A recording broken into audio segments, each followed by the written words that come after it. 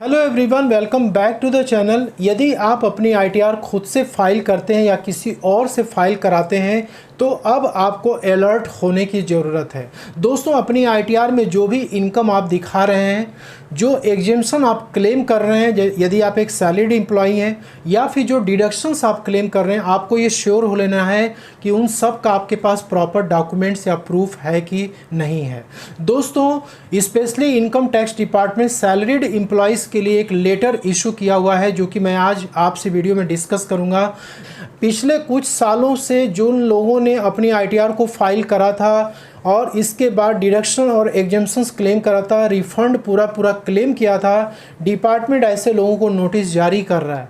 तो यहाँ पे दोस्तों इनकम टैक्स डिपार्टमेंट ने एक लेटर यहाँ पे इशू करा हुआ है सीआरपीएफ न्यू दिल्ली को। इनकम टैक्स डिपार्टमेंट यहाँ पर इस लेटर के माध्यम से क्या कहना चाह रहा है, तो यहाँ पे बाकायदा इन्होंने लिखा हुआ है कि there are many employees working in your organisation for which you are the DDO यानी कि drawing and disbursement officer responsible for paying their salaries and emoluments, in whose cases income tax department is contemplating verification action because of suspected incorrect claims of deductions and exemptions। यहाँ पे department बिल्कुल clear तरीके से लिख रहा है कि आपके डिपार्टमेंट में जो काम करने वाले एम्प्लॉयज़ हैं, जिन्होंने की अपनी आईटीआर फाइल करी है, उसमें उन्होंने फेक तरीके से डिडक्शन और एग्जेम्पशन दिखा करके रिफंड क्लेम किया हुआ है। तो सबसे पहले तो यहाँ पे डिपार्टमेंट ये हाईलाइट कर रहा है कि जो भी आईटीआर्स फाइल की गई हैं, जब उसको चेक किया गया है तो वो फॉर्म 16 में जो आपने इन्फॉर्मेशन दी हुई है डिडक्शंस की, एग्जेम्पशंस की, वो आईटीआर में क्लेम किए हुए डिडक्शन और एग्जेम्पशन से मैच नहीं करती हैं। दूसरी चीज़ ये है कि जो भी इनकम फॉर्म 26 AS में आ रहा है वो आईटीआर में नहीं दिख रही है। ठीक है, तो यहाँ पे डिपार्टमेंट जो है कुछ ऑब्जर्वेशन यहाँ पे मेंशन कर रहा है। सबसे पहला ऑब्जर्वेशन है ग्रॉस टोटल इनकम का, मतलब gross total income totally match नहीं कर रही है। और दोस्तों यहाँ पे दूसरा है एग्जेम्पशंस और deductions claim under section 10(5), 10(13)(a), 10(14), 24(b), 80(c), 80(d), 80(d), 80(dd)(b), ये सारे सेक्शंस हैं जिसमें कि डिडक्शंस और एग्जेम्पशंस क्लेम किए जाते हैं। तो यहाँ पे हम देख लेते हैं डिपार्टमेंट यहाँ पे क्या कहना चाह रहा है। सबसे पहले तो आप यहाँ पे देख सकते हैं कि जितने भी सैलरी क्लास के टैक्स पेयर्स हैं उनको इनकम टैक्स डिपार्टमेंट अपील कर रहा है। क्या अपील कर रहा है कि आप जो है अपनी इनकम टैक्स रिटर्न्स जो फाइल कर रहे हैं उसमें ग्रॉस टोटल इनकम आप प्रॉपर तरीके से दिखाएं। और दूसरा है कि जो एग्जेम्पशंस और डिडक्शंस आप क्लेम कर रहे हैं उसका आपके पास प्रॉपर प्रूफ होना चाहिए।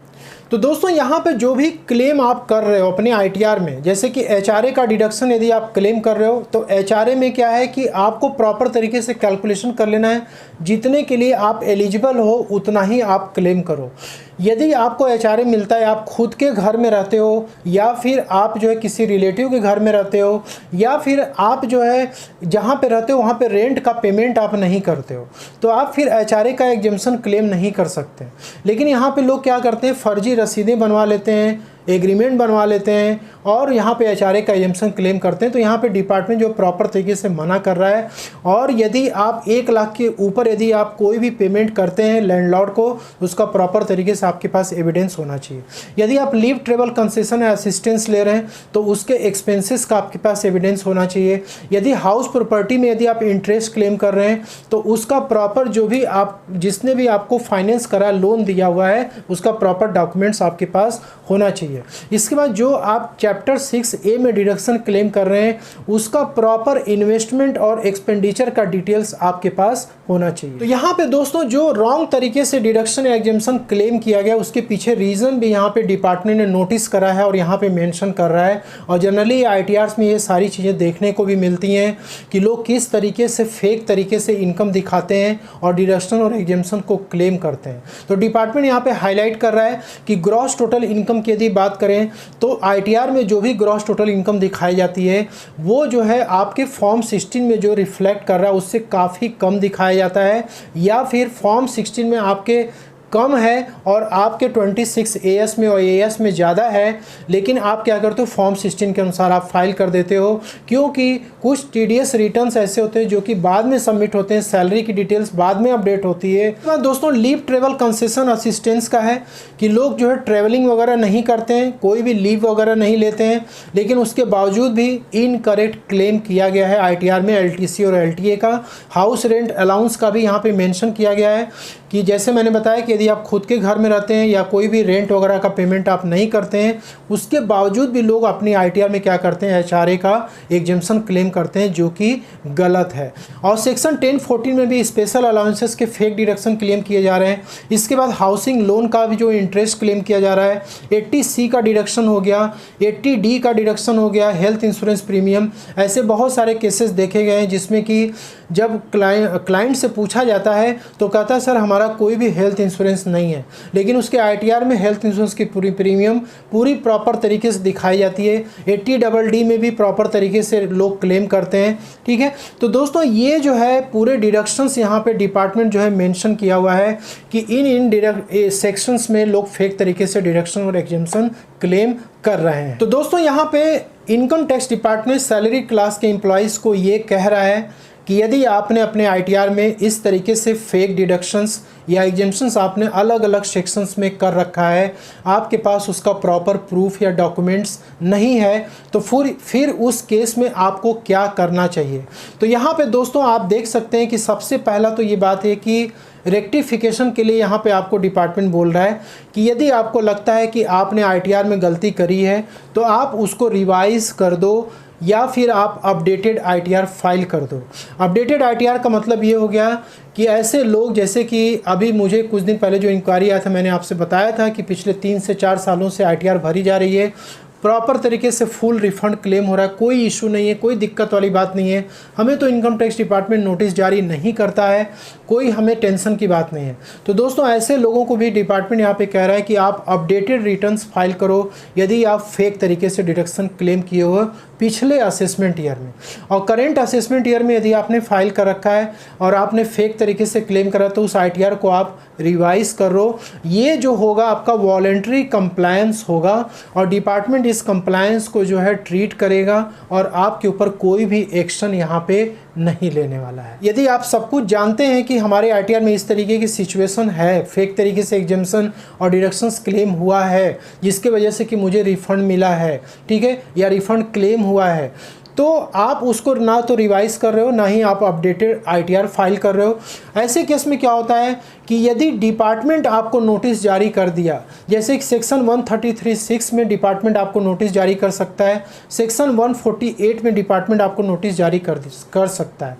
तो यदि इन दोनों सेक्शन में यदि डिपार्टमेंट ने आपसे नोटिस जारी कर दिया आपको और आपसे डिटेल्स यदि मांग लिया और आपने उस डिटेल्स को सबमिट नहीं करी, या फिर आप इस नोटिस से आप एग्री कर गए कि हाँ जो कुछ भी डिटेल्स है इसमें सब कुछ सही है, एग्री करता हूँ, तो उस केस में दोस्तों आप अपनी ITR को यदि रिवाइज भी करोगे ना तो भी आपके ऊपर पेनाल्टी चार्ज की जाएगी सेक्शन 270A में। इसके बाद प्रोसीडिंग्स भी लगाई जाएगी सेक्शन 276 में, 277 में। अब दोस्तों यहाँ पे डिपार्टमेंट कह रहा है कि यदि आपने वॉलंटरी कंप्लायंस नहीं किया, मतलब आप सब कुछ जानते हुए भी अपनी ITR को रिवाइज नहीं किए, फेक डिडक्शन क्लेम्स आपने किया हुआ है, आपने कोई एक्शन नहीं लिया, आपको लगा कि ठीक है मेरा रिफ़ंड पिछले 4 सालों से आ रहा है, इस बार भी आ जाएगा, नोटिस आएगा तो देख लेंगे, ठीक, और उसकी रिप्लाई भी कर देंगे और जो भी डिमांड बनेगा उसका टैक्स का पेमेंट भी कर देंगे, तो सर आप बस उससे बच नहीं पाओगे, आपको यहाँ पे ये सारे चार्जेस पे करने पड़ेंगे। जैसे यहाँ पे ये है कि यदि डिपार्टमेंट ने आपको इशू कर दिया नोटिस सेक्शन 148 में या फिर आपको सेक्शन 133(6) में नोटिस इशू कर देता है, तो यहाँ पे देख सकते हो कुछ पेनाल्टी यहाँ पर है। जैसे कि सबसे पहला जो है सेक्शन 270A का है कि आपको 50% से लेकर 200% तक की पेनाल्टी आपके ऊपर लगाई जा सकती है। जैसे मान लो कि आपने 80C में 1.5 लाख रुपए का डिडक्शन क्लेम कर लिया फेक तरीके से, आपने टैक्स बचा लिया 25,000 रुपीज़ और आपको नोटिस जारी हो गया, अब आप उसको करेक्ट कर रहे हो, तो ऐसे केस में ऐसा नहीं कि आप केवल 20,000 रुपये दे करके बच जाओगे, 25,000 दे के बच जाओगे जो आपने रिफ़ंड क्लेम किया था। दोस्तों उसका 200% मतलब क्या कितना हो गया, 25 का 50,000 रुपये आपको पे करना पड़ेगा। तो ये पेनाल्टी लगेगी। इसके बाद आप यहाँ पे देख सकते हो 271 में 10% जो टैक्स वगैरह कैलकुलेट किया जाएगा उस पर भी 10% की पेनाल्टी लगेगी। इसके बाद सरचार्ज भी लगाया जाएगा।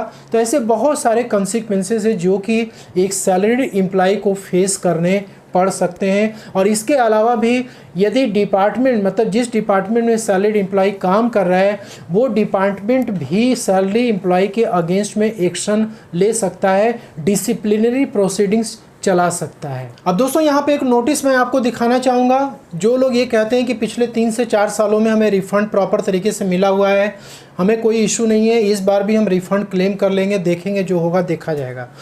और पास्ट ईयर्स में तो कोई नोटिस हमें तो आया नहीं, तो क्या टेंशन की कोई बात ही नहीं। सर यहाँ पे आप इस नोटिस को देख सकते हैं कि यहाँ पे सेक्शन 133(6) की नोटिस आई हुई, calling for information. Income tax department के पास ये पावर है कि आप अपने आईटीआर में जो भी डिडक्शन एग्जम्पशंस क्लेम कर रहे हैं, इनकम दिखा रहे हैं, उसका आपको इन्फॉर्मेशन प्रूफ डॉक्यूमेंट्स आपसे मांग सकता है सेक्शन 133(6) में।